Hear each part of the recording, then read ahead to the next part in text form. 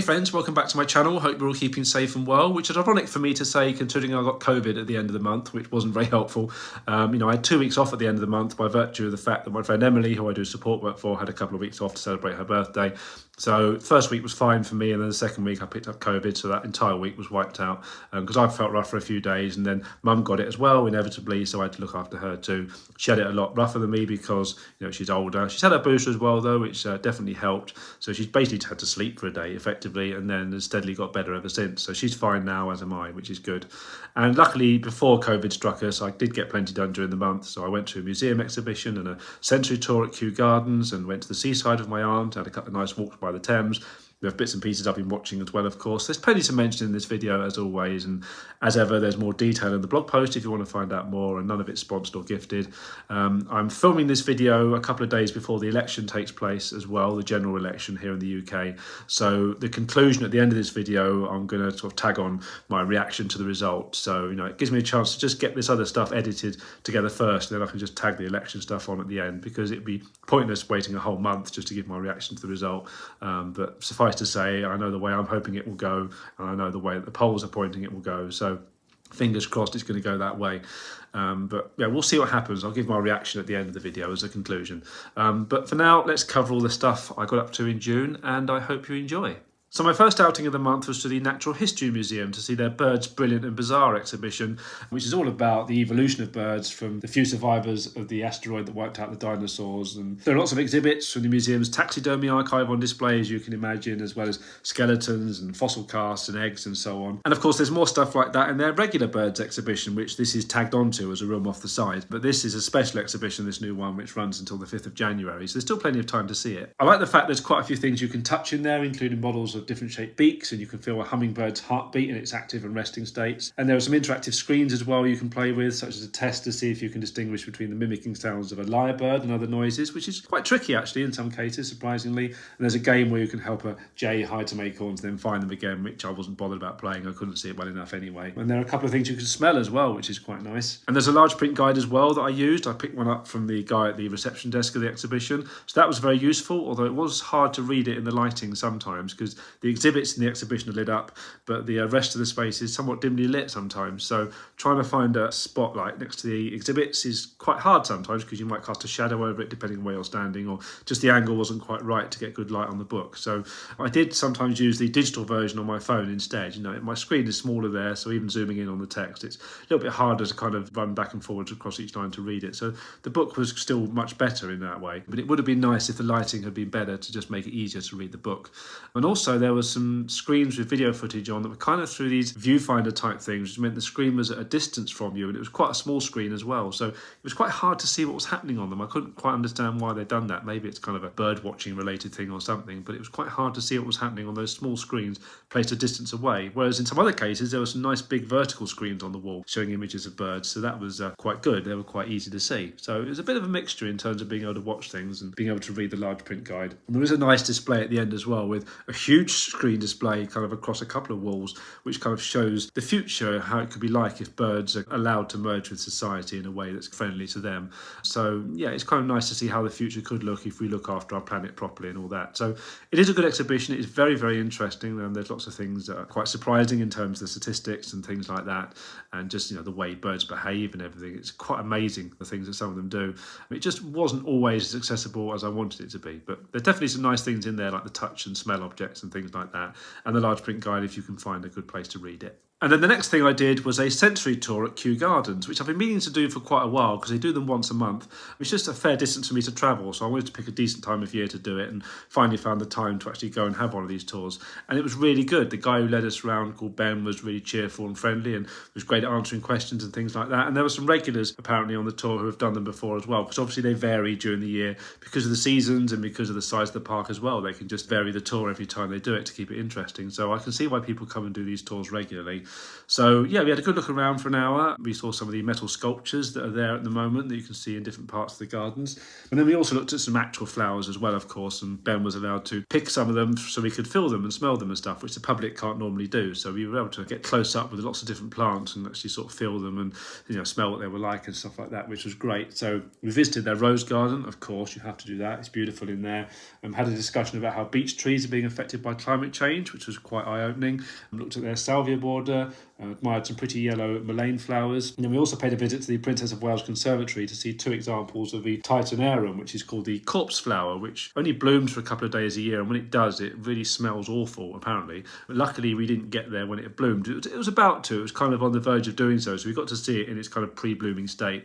And then a few days later, it was reported online that it had actually bloomed. So it's probably just as well we missed its actual blooming state, given the smell it's supposed to give off. But it was really interesting to see it. It's a really impressive plant, even when it's not fully in bloom. So yeah, we got to see lots of things like that, which was great. And then I also spent a couple of hours before and after the tour looking around by myself as well, because as I say, the tour only lasted an hour, so I thought I'd make a full day of it and have a good look around the gardens by myself.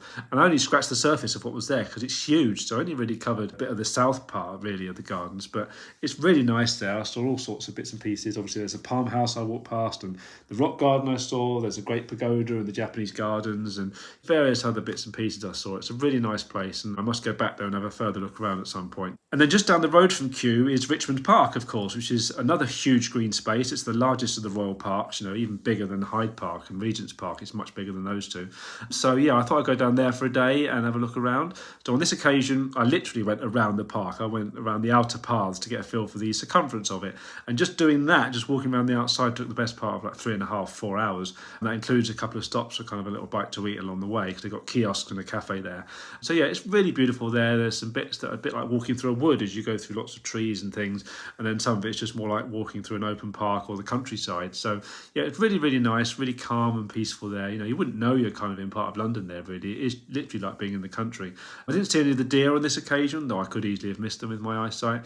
But next time I go there, I may well see some, because I do want to go back and explore the inner sections of the park. That's something I'm aiming to do over the summer as well. It's a lovely place, that. And then I had a nice day trip outside of London as well, because I went with my aunt to Ramsgate, because she wanted to show me around there, as I'd never been there before. And it's a beautiful picture postcard seaside town, you know, golden sands, waves gently lapping against the shore, and big white cliffs as well, and big harbour and all that. So it's a really, really nice place. I had a lovely time walking around there. We also had some lovely fish and chips in a place called Peter's Fish Factory, which I highly recommend. Genuinely one of the best cod and chips I've ever had. And we also went into the Royal Victoria Pavilion as well before we came home, which is a Wetherspoons pub, and we had a nice drink on the terrace overlooking the beach there too. So it was a really nice day out in the sunshine, perfect weather, and just lovely and calm and peaceful and everything. And then the day after Ramsgate, my aunt and I met up again, and we went down to Richmond, funnily enough. Been a common theme this month, and we had a walk from the Thames Path from Richmond Bridge down to Teddington Lock and back again, which is a lovely stretch of the river. There's bits of it that have been closed by trees, quite long sections of that path have been closed by trees, like walking through a wood, so lots of welcome shade there. But then when you can see the river, there's lots of nice boats either moored up or sailing along, and there's other nice sights along the way as well. So yeah, it's a really pleasant, calm walk on a lovely sunny day again. So we enjoyed that, and we had a little bite to eat in Richmond High Street before and after that too. So yeah, another nice day out that was. And then on a separate day before that, I'd also walked down a section of the Thames Path by myself from Hammersmith Bridge to Battersea Bridge, which is another lovely section of the river. You just have to take a little detour at one point around Fulham Football Stadium, but luckily I had an app called Go Jauntly that I've been using for my Thames Path walks recently, because that shows you kind of pictures of different sections of the walk and gives you a clear map of where to go. So it was easy to find out where I needed to get back to the river again. And it also points out various sites you can see along the way as well, such as the historic building of Harrods Furniture Depository on the other side of the river. It's now apartments, but you can still see Harrods sign on the outside. So that's a nice bit of historical significance. And there's some statues along the way as well, such as landscape architect Capability Brown. And when you go around Fulham FC's Craven Cottage Stadium, there's a statue of footballer Johnny Haynes that's obviously well worth looking for. And then there's also a nice mural commemorating the Oxford and Cambridge boat race at one point, because you pass a section of the river that's used for that too. So yeah, it's a really nice walk, lots of different things to see there. So moving on to entertainment, and the big thing is of course Doctor Who, because season 1, or series 14 if you prefer, has just finished, and it's been pretty good. You know, it's been great to have Russell T Davies back. Ncuti Gatwa has been excellent as the Doctor. You know, he's got wonderful energy and positivity, and he's great during the more kind of serious and emotional and tense moments and everything. And then Millie Gibson is fantastic as Ruby Sunday, the companion, as well. You know, she grew on me as the series progressed, as we got to know her, and Millie Gibson has proven herself to be a superb actress. and the two of them have great chemistry together as well. That's not to say it's always been perfect. The Space Babies opener is quite daft. It's a bit of a weak story, really, and the exposition about who the Doctor is kind of shoehorned in quite heavily, really. So it's not the best episode, really, to start the series with, but after that, it really does pick up. The Devil's Cord is quite a weird story as well, but it's much more entertaining, especially because of Jinx Monsoon as Maestro. She's absolutely brilliant and could bring such manic energy to it. It's perfect. And the musical number at the end of that is much better than the one that was in the Christmas special too. It's much more of an earworm. The only criticism of that episode really is that the Beatles don't really look much like the Beatles. You kind of get away with it, you recognise who's who, but I thought they perhaps would have been more lifelike. But, you know, it's a good story anyway. It's good fun. Boom is then a wonderfully tense story by Stephen Moffat. It's great to have him back as well. Well, he's doing the Christmas special this year, and Ncuti gives a great performance considering he's standing in one spot for almost the whole episode. So that's very good. 73 Yards is then Millie Gibson's episode because it's the Dr. Light episode. Ncuti Gatwa was busy filming Sex Education still, so Millie Gibson was thrown at the deep end at the age of just 18 to film her first episode all by herself, and she carries it brilliantly. She's really, really good. It's a bit of a mind meld driven episode, but it's really well done and it carries relevance for the finale as well. So that's a really good episode. Dot and Bubble is then another episode that kind of messes with your expectations as well, because you think it's going one way and then there's a big twist at the end to show how the Doctor is rejected purely because of his skin colour, and Ncuti's performance as the Doctor then is brilliant, and Ruby looking helpless as well is quite moving. So when you watch the episode again, you kind of realise the signs that are pointing towards that. So it's a completely different episode the second time you watch it, which is testament to the writing. Rogue is then the show's tribute to Bridgerton, which I've never seen, so it gets a bit irritating to hear all the references to it, to be honest. You know, I'm not hugely into period dramas or romantic dramas. I might see Bridgerton one day out of curiosity because everyone keeps talking about it, but I'm in no rush to go and see it particularly. But it is a nice episode in some ways. You know, it's nice to see the Doctor having a bit of a romantic interest, although I'd rather Captain Jack came back rather than Rogue, to be honest. I think he's that type of character that I prefer. But yeah, it's nice enough, just not as strong for me as some of the episodes before it. And then there was a two-part finale, of course, which brought together all the different strands of the story nicely, including the different characters played by Susan Twist throughout the series and the various bits and pieces relating to Ruby's parentage. And it brought back Unit with Kate Lethbridge-Stewart, always great to see her back, and Rose Noble, Donna's daughter, and Mel, played by Bonnie Langford, one of the former companions of the Doctor. Great to see her. And Lenny Rush was there as one of the scientific advisors, so great to have disability representation in there as well. And it all built very, very nicely to this stunning cliffhanger where they revealed Sutekh, the god of death. He's a character from the classic era who I'd never heard of before, but obviously, like many people, I quickly looked him up afterwards. And they had a special Tales of the TARDIS episode, which then repeated an omnibus edition with some updated effects and stuff of that old story, The Pyramids of Mars, with Tom Baker as the Doctor and Sarah Jane as the companion. So it was good to see that for the first time. We get a real sense of how powerful Sutekh is. And the Remembered TARDIS, as they call it, which has lots of bits and pieces from the Doctor's past in it, was actually made for the finale of the series, the main series, Empire of Death, and then used for the Tales of the TARDIS series, which was a nice touch. It was nice they reused the set to do that series. But yeah, Empire of Death is the finale of the main series, and it wraps things up nicely enough, not perfectly by any means. There are little plot holes here and there, like we never find out why it kept snowing over Ruby during the series, and you could argue that the way the woman behaves who drops Ruby off isn't quite natural. You know, why point at a road sign that nobody could actually see at the time, which didn't even appear to be there in the first place? And yeah, some of it doesn't necessarily add up, but it is nice that the reveal was the fact that Ruby's mother was just an ordinary person and not anyone special. That was Russell knowing how the fans would speculate and kind of saying, well, no, actually it's quite important for an ordinary person just to be the mother, you know, which was a nice touch. Overall, it was a good ending to a great series. Not perfect series, but very, very good. And I gather the BBC are very happy with how it's performed, particularly with the under 35s demographic. And then there's also been lots of extra material on the side as well, including in-vision commentaries for a few of the episodes. Doctor Who Unleashed has covered every single episode, and then there's also been some behind-the-scenes videos on YouTube as well. And all that stuff's going to be on the Blu-ray along with the Tales of the TARDIS episode, so really looking forward to getting that when that comes out in August. So those are my general thoughts about the series, but you can see a much more in-depth review on my blog where I've posted all about all the different episodes in detail and all the extra features as well. And then I'll continue doing more reviews going forward as well, because obviously last year I reviewed the episodes with the 9th and 10th Doctors.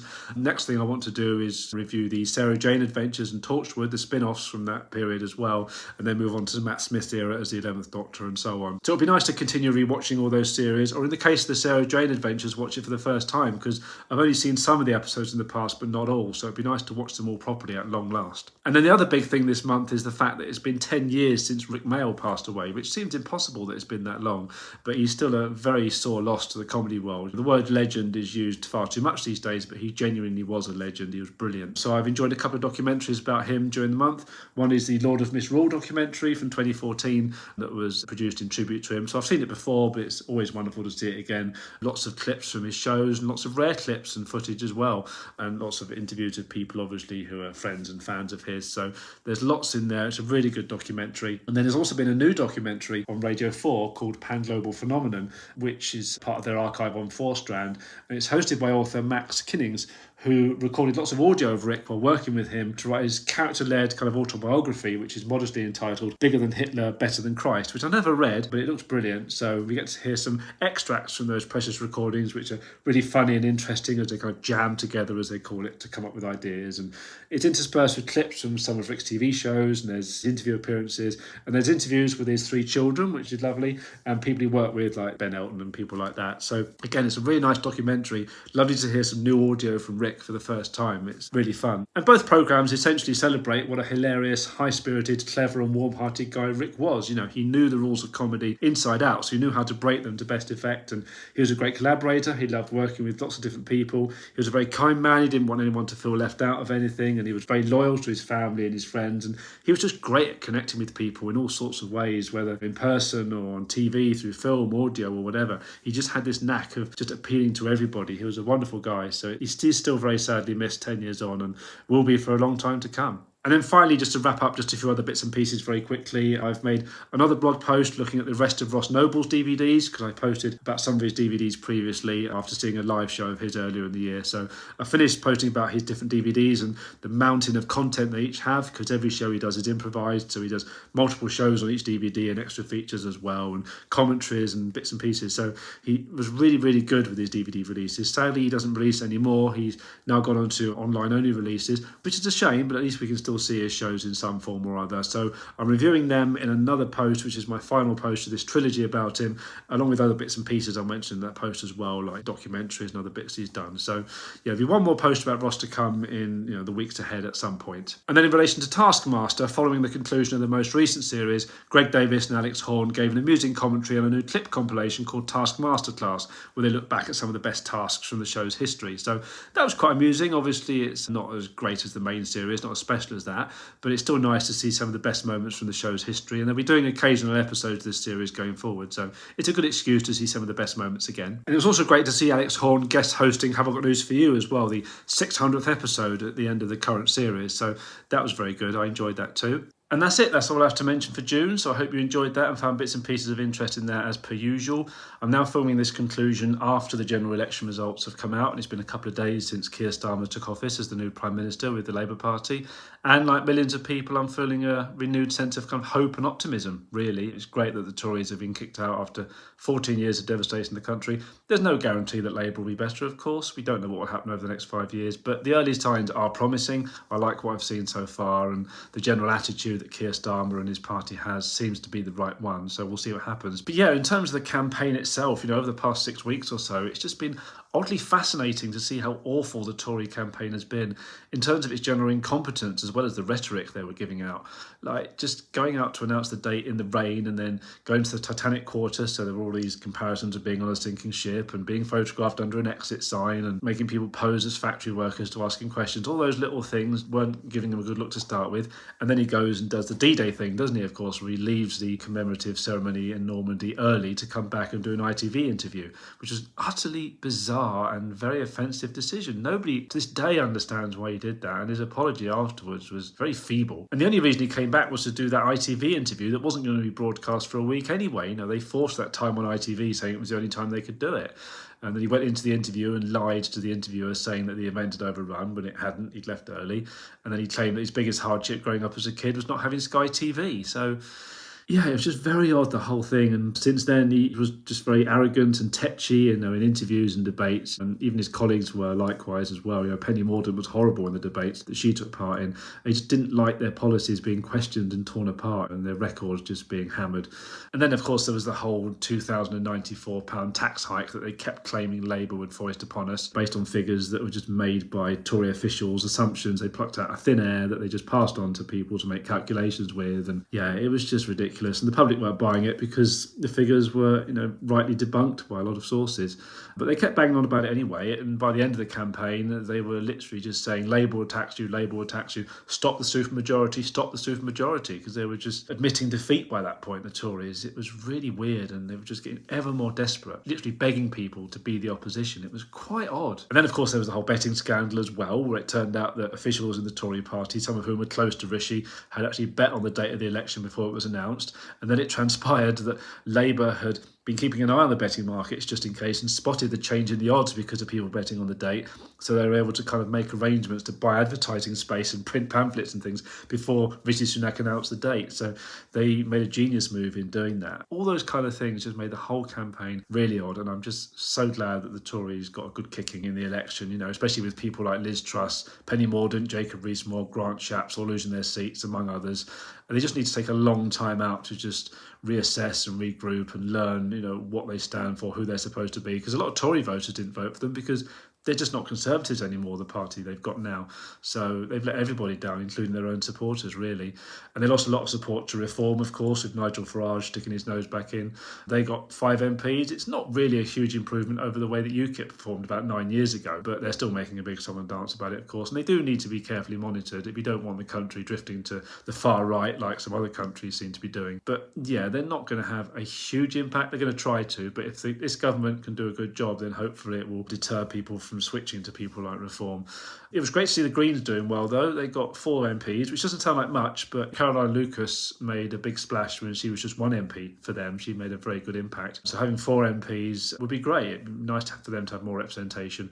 And the Liberal Democrats did very, very well. They've really kind of had a big revival, getting back to sort of the level they used to be at, which is lovely. And I liked seeing their Davey doing all his stunts and things. So they were just a bit of fun, light relief. And he made serious points along the way as well. He's got a disabled son. He knows what it's like to face difficulties and things. And he's just a nice bloke, it comes across. And yeah, it'd be interesting. It'd be great, in fact, if they became the official opposition. Some of the polls this time were pointing to that as a possibility. And so it could be a possibility next time. But yeah, Labour did get the big majority. And early signs have been promising. I've liked what I've seen. Keir Starmer is a very clever guy. He's Director for Public Prosecutions for a long time, of course. And he's been planning this for a while. He's changed the Labour Party since he became leader about 4 odd years ago.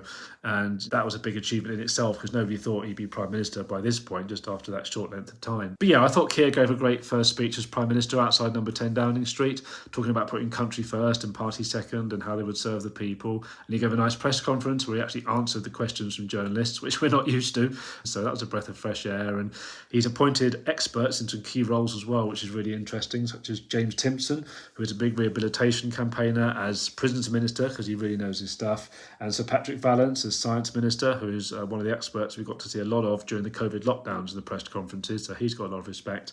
And then other people as well in that kind of vein, not just from his own ministerial pool, but these are people from outside as well who he's brought in. He's had to make them members of the House of Lords so he can give them the job, but that's fair enough. But he's also picked a lot of key people from his own team as well. Wes Streeting, for instance, has already started talking to the junior doctors about negotiations over the strikes they've been doing. So that's interesting. It shows they're hitting the ground running. The Rwanda policy has also been scrapped, thank God. That was awful. So he's got a good cabinet team around his table as well, it appears. Only one of them went to private school, the rest didn't. So they're much more representative of the educational backgrounds of UK society as a whole, which is interesting. And Angela Rayner is also quite interesting, I found, because I was looking up stuff about disability support because they haven't really mentioned much about that, which is a bit of a concern, really. And we need a disabilities minister. That would be vitally important. So much more clarity about their policies and attitudes toward disabled people would be very welcome. But Angela Rayner, the Deputy Prime Minister as she is now, she gave an interview with the BBC on their Access All programme during the campaign. And she talked about how her son is disabled. He's blind, in fact. And she's been going through the process of switching him from disability living allowance to personal independence payments, and freely acknowledges what a hellish process that is. You know, it is incredibly difficult to get the support you need. Her mother's bipolar as well. She had to care for her. So she knows what it's like in terms of how difficult it is to get support. And she's also the type of person who doesn't take any nonsense from anyone. If she has strong views on things, she will express them. You know, Keir Starmer respects her for that, I think. So, yeah, it would be interesting to see if and how she stands up for disabled people in the next Parliament, as and when things come up of that nature. And you know, hopefully they will dedicate a minister to disabled people, as I say. That would give us a lot of confidence, I think. And if they just said more about it, if Keir Starmer actually came out and talked more about it, that would be very welcome. But yeah, other than that, I think, you know, it does feel hopeful and optimistic, at least for the time being. It could all go wrong. It could be an awful government as well. We just don't know. But we have placed our trust in the Labour government. I'm happy to have done so. I voted for them. I don't mind admitting that. And yeah, it would just be interesting to see what happens. We've given them a chance. We've put our trust in them. It's now up to them to show that they've earned that trust and can keep that trust, because this is their big chance to put things right. So it's going to take them a long time. They're going to need at least 2 terms in power, really, given the damage the Tories have caused. And it's going to be very hard work. There's going to be a lot of very difficult decisions along the way. So we will see what happens. It'll be interesting to see what happens in the next 5 years. It could be better, could be worse, but there is reason to be hopeful and optimistic at the moment, at least. But yeah, I'll stop rambling about that now. I just thought I'd give my immediate thoughts on the outcome of the election now while it's fresh in my mind, because it'd be silly to wait for a month and it's more out of date. And there are more thoughts in my blog as well. I've written more about it, as with everything else. But it'll be interesting to see what the future holds ultimately. In terms of the more immediate future, I have got a few bits and pieces booked for July. There's a theatre show I've got booked. In fact, there was a theatre show I had arranged for June that I had to cancel because of COVID, so I'll probably rebook that at some point. I'm also hoping to meet up with my aunt once or twice if we can arrange the time to do it. And I'm going to be meeting up with my friend Emily as well, hopefully. And yeah, might be 1 or 2 other things I do on a whim as per usual. So there'll be plenty to mention in my July favourites as usual. And I hope you have a good month as well, whatever you get up to.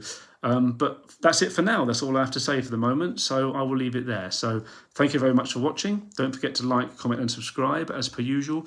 And I will see you for another video very soon. Bye for now.